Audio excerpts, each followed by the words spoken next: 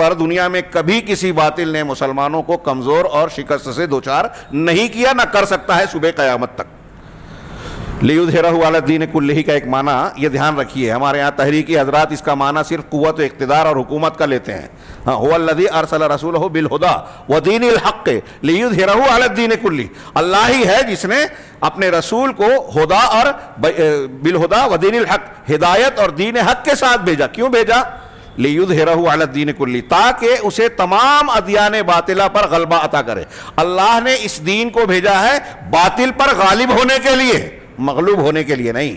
یہ کبھی بھی مغلوب نہیں ہو سکتا بحیثیت دین۔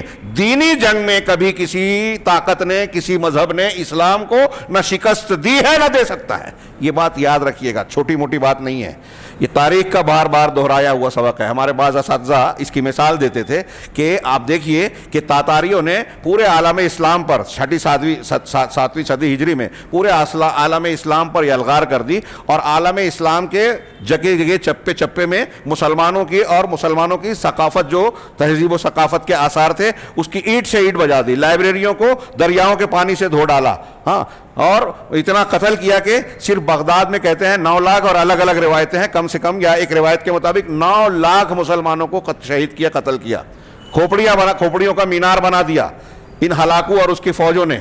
یہ جو بھی ہوا اس تفصیل کا موقع نہیں ہے، نہ اس کی ضرورت ہے۔ میں پیش یہ کرنا چاہتا ہوں کہ ان کے جنہوں نے عالم اسلام کو پورا تہو بالا کر دیا، چند سالوں کے گزرنے کے بعد وہی لوگ مسلمان ہو گئے۔ یہ جو عثمانی خلافت تھی، اگرچہ ان کے یہاں بدعت و خرافات تھی، اور آج تحریکی حضرات اس کا حوالہ دیتے ہیں سعودی عرب کے خلاف، ہاں، وہ ایک الگ تفصیل ہے، لیکن وہی سلسلہ تھا۔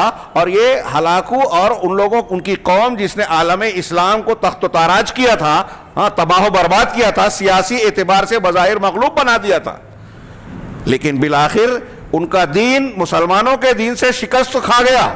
ہے آیا یورش تاتار کے افسانے سے پاسباں مل گئے کعبے کو صنم خانے سے۔